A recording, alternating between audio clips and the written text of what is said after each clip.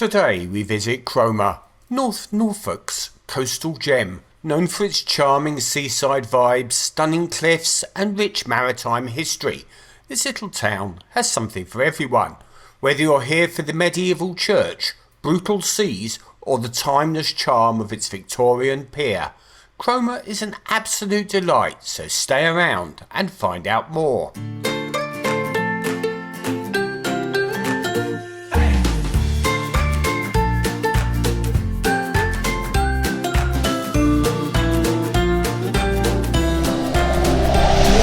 Good morning and welcome to another vlog, and today we are still in our Airbnb. This is our first morning and we're going to explore the area. The original plan was for us to go to one of the National Trust properties, but two of the properties that we looked at around the area both say they're closed today due to forecast high winds. So I guess we're just going to have to take a gamble and have a look around the area and see what we come across. I think we'll probably end up going more towards the coast to an area called Cromer and have a look around there, and then maybe move a bit further around the coast later on. But we'll see what happens anyway. We'll take you along with us.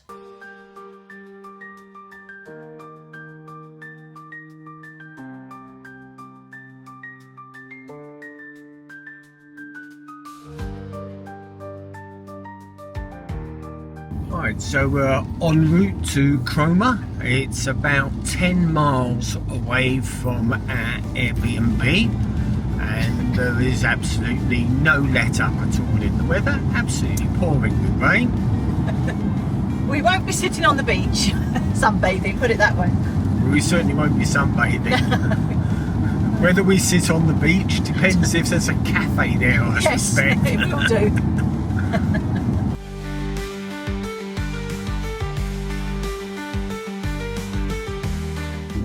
It's just to slow you down, I think. Yeah, as is usual.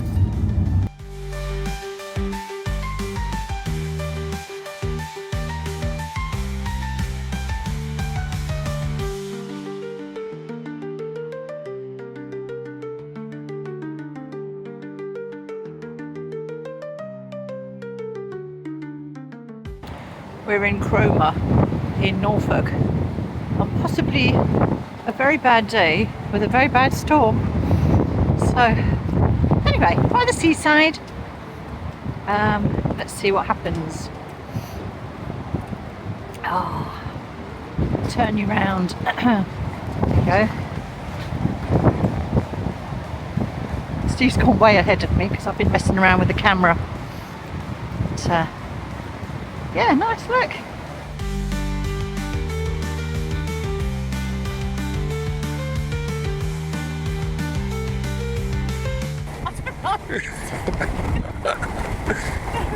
Don't like it. Come on.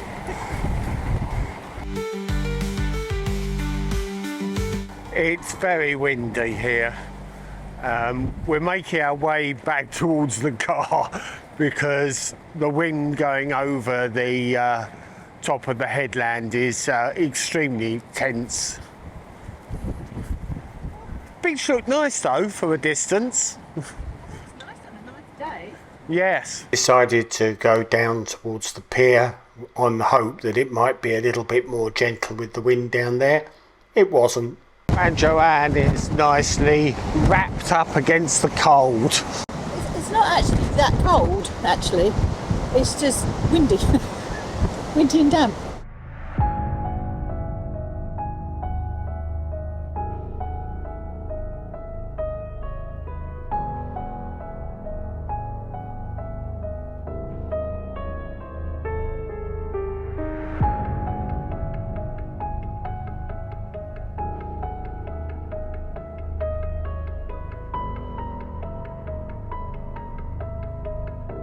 Shall we go in? Yeah.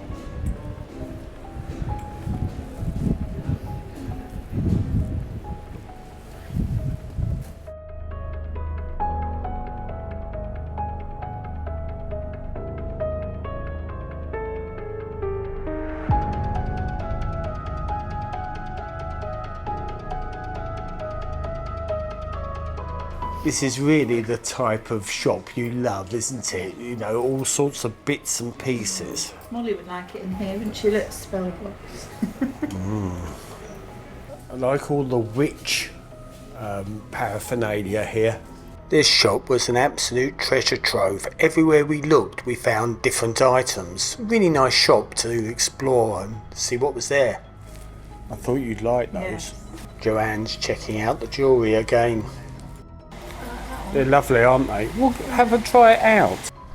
This was the ideal shop to come to if you had any witchly intent. Opposite this shop we spotted this little cafe and decided it actually looked quite nice. It might be well worth going in and trying to get a bite to eat. What do you think you're having?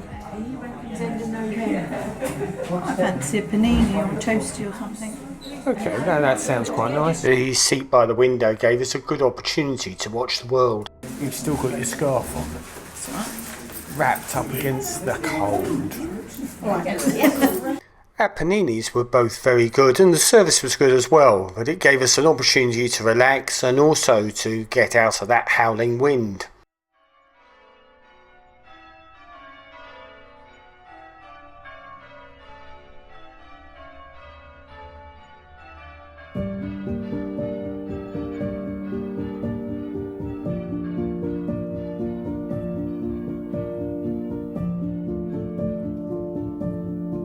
Located in the centre of the town is Cromer Church, which is also known as St Peter's and St Paul's Church. This historic church has an important role in the town's heritage and is a popular site for both worship and visitors. It dates back to the 14th century, though the site itself may have had an earlier religious significance. One of the most striking features of the church is the tower, which is 160 foot tall, and it is one of the tallest towers in Norfolk. This landmark can be seen from miles around, including from the sea.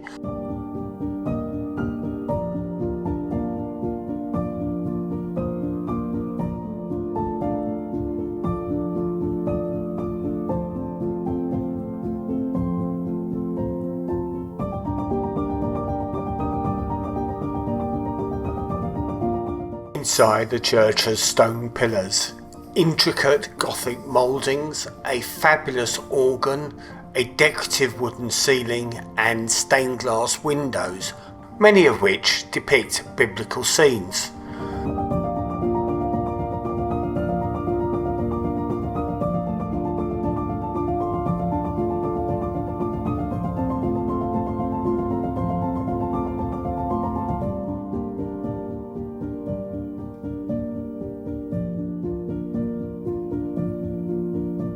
The churchyard has graves dating back hundreds of years and includes many local fishermen and seamen reflecting Cromer's seafaring history.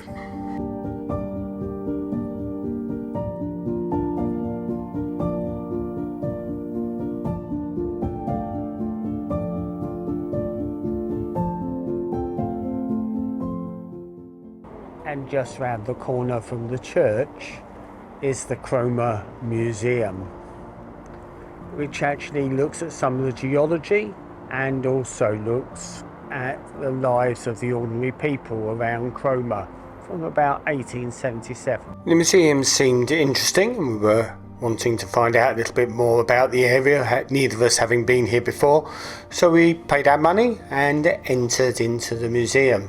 The first door led to this, a reproduction of an early century wash house. Doing the washing in here now.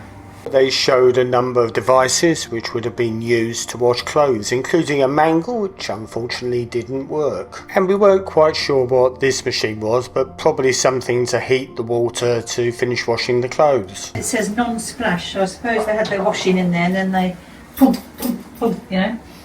Next door was an exhibit that delves into the deep history of the North Norfolk coast.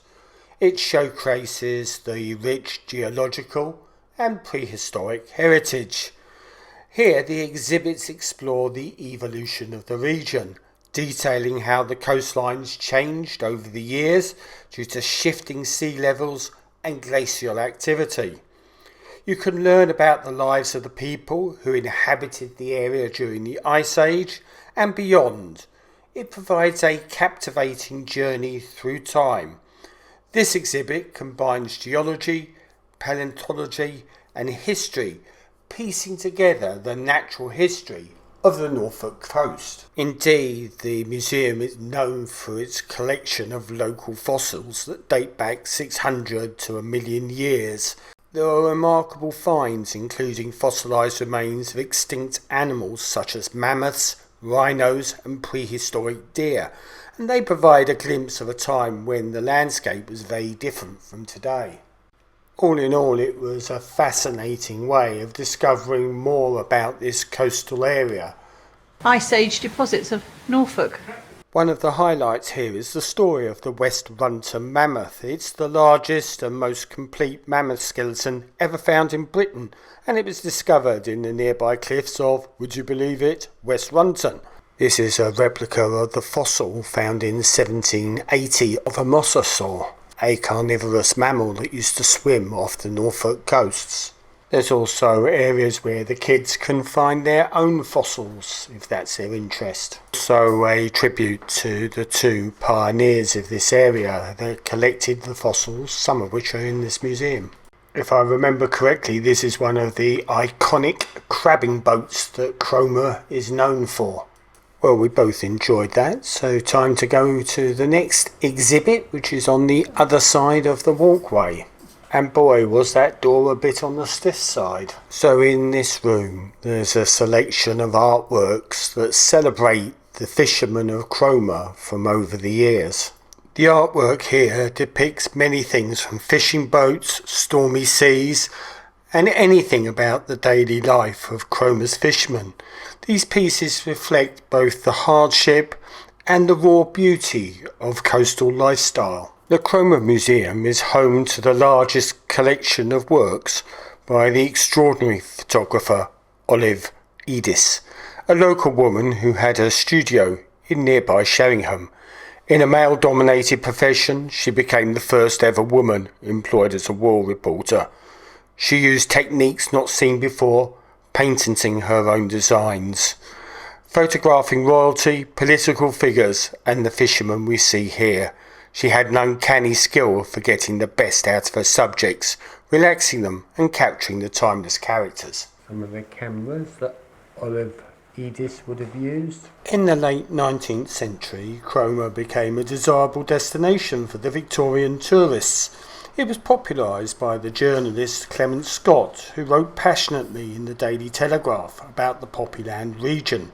Here we have the sort of goods that would have been sold on Cromer High Street in the 1870s as a tribute to the local business folk.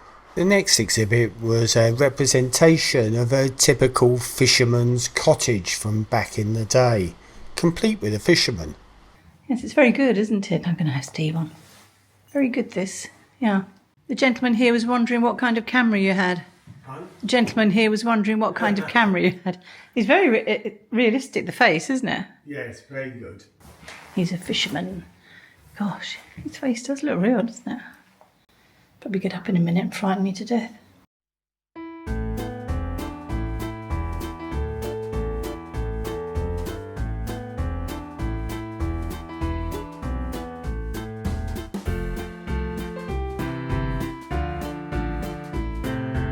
So up some stairs there's a single room with some facilities for children to play and also a little bit around the history of fishing in Cromer and how the Gansey was used, a waterproof sweater which was the first line of defence for seamen back in the day. There's also a lift which you can get down to this level on, which makes this much more accessible than it would appear in the video. It cost £5 each to get into the museum, and that was a £5 well spent. We spent a very relaxing hour and a half or so wandering around the museum and learnt a lot more about Cromer in the process, so well worth it.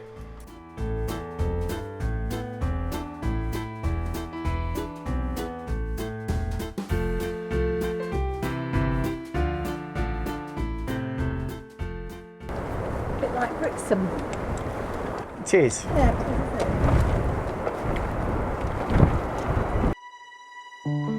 So having come all this way, we decided that we'd actually go down to the beach, try and make our way along to the pier and see what that looked like.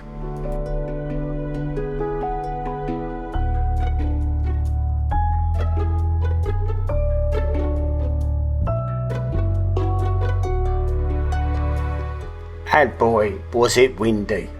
It was blowing a real gale. It doesn't necessarily look like it on this part of the video. You'll probably see it a little bit more later on. But yeah, it was very windy. It was nice looking at all of the old Victorian houses and hotels, bed and breakfasts that were up on the cliff as we went along by the beach.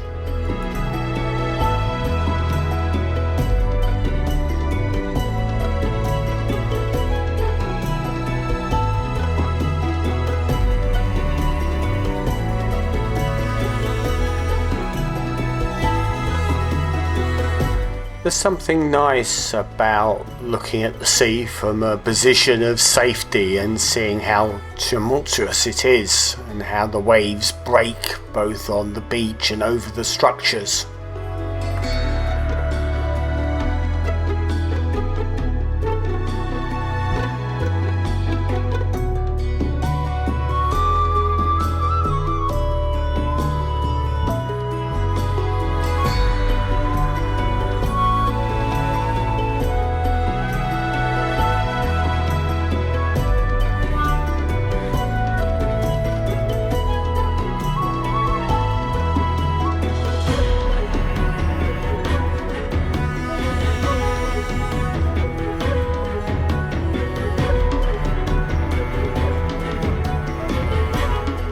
Cromer Pier is a historic and very iconic seaside structure.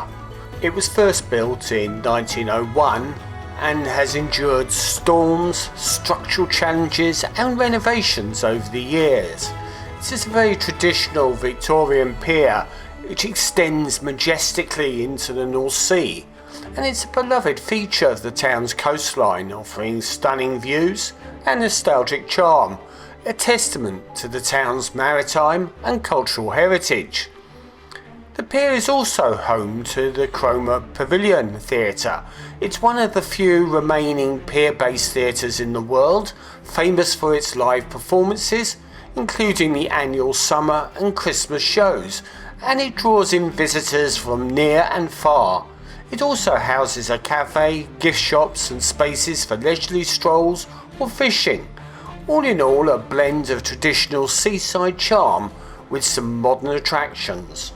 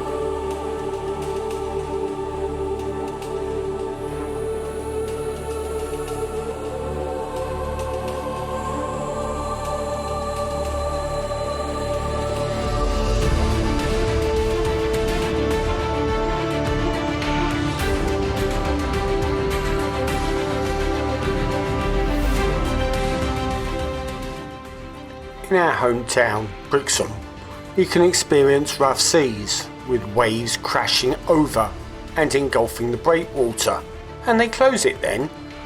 It is rough, but very different to what we found in Cromer. Whilst the town centre has a lot of similarities, Cromer's situation on the exposed north coast of Norfolk to the North Sea makes it no stranger to the rough seas.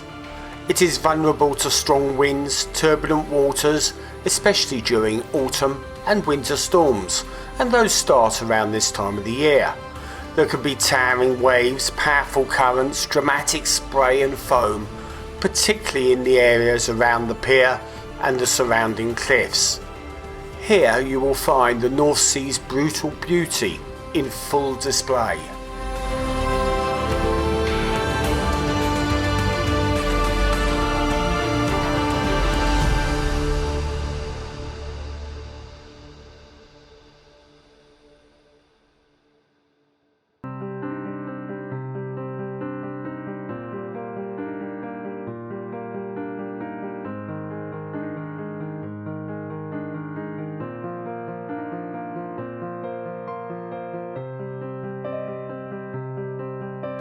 Having been buffeted around a lot by the wind at this stage, we decided to retreat back towards the town centre and took refuge in a public garden area whilst we worked out what else we wanted to do in the area.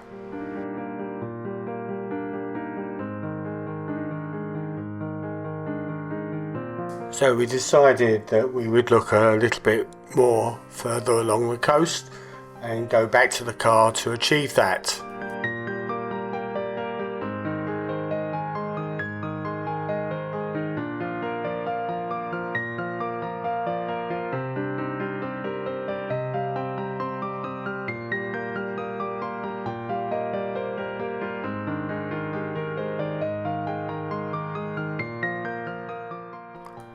We are now at the Hotel de Paris, an imposing and classic Victorian design positioned on the cliffs above the seafront and offering panoramic views of the North Sea and the pier.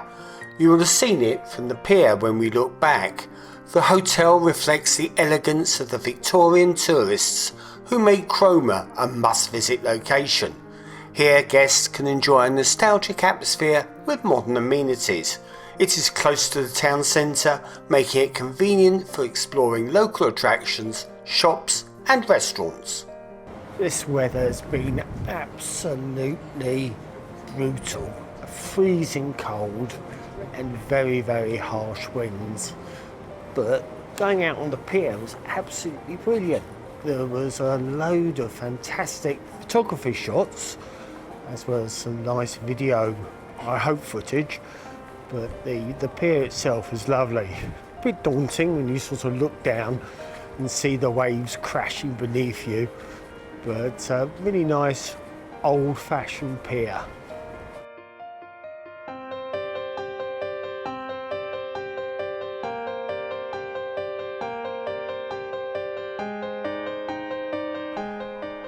So we basically went in search of Cromer Lighthouse and actually didn't find it. In fact, we actually found a police roadblock part the way through, and after we'd actually gone through the police roadblock 2 or 3 times trying to find the lighthouse, we decided actually we'll do something else. So we decided to go along the coast to Sheringham and see what that looked like.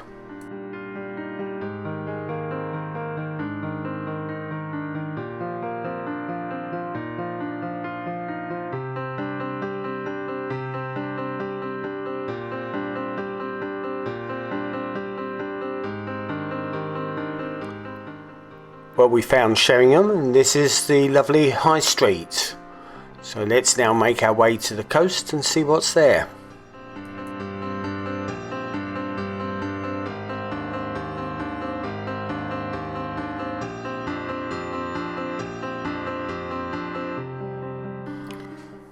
So Sheringham is another charming seaside town and only a short distance from Cromer. It has a traditional seaside atmosphere, a rich history and obviously access to the Norfolk coast area of outstanding natural beauty. The beach itself is a mixture of sands and pebbles, and it stretches for quite a distance, allowing families to walk along there beach combing and explore rope pools at low tide. A scenic promenade runs along the seafront, which again is also perfect for a nice leisurely walk, getting buffeted by the winds with views over the North Sea. Sheringham Museum gives visitors the opportunity to learn about Sheringham's fishing heritage lifeboats and local history.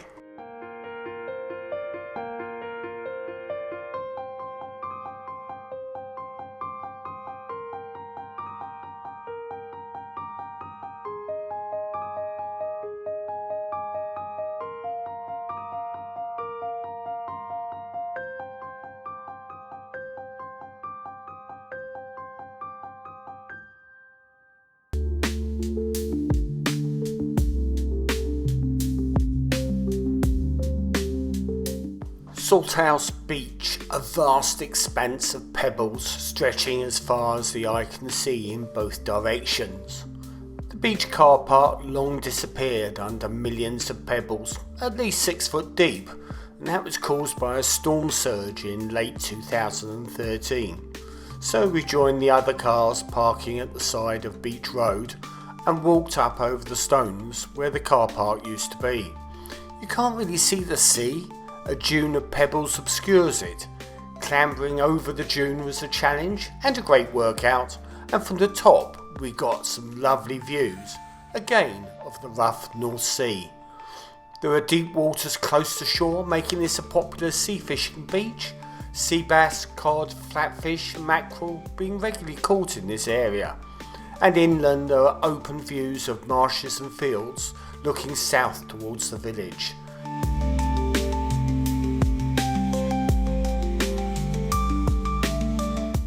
Now I have a feeling that this is the Haven Sea Challenger, which is off the coast of Weybourne, and it's there to create a stable platform to allow the installation of offshore cable ducts and pipes, and that will be to enable the transmission of green electrical power generated offshore from the Hornsey 3 field to land.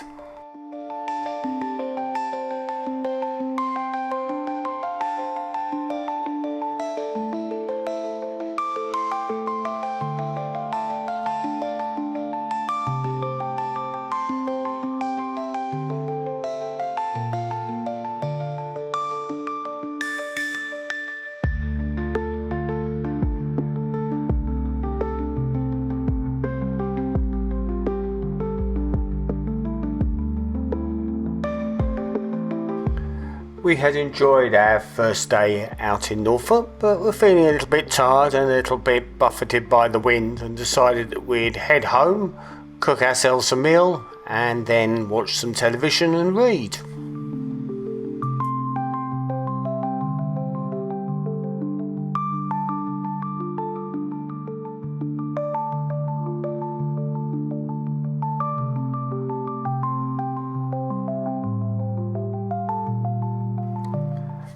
Our next vlog will be from Blinking Hall, which is really interesting from a National Trust perspective, and we passed by that quite close as we made our way back from Salthouse Beach.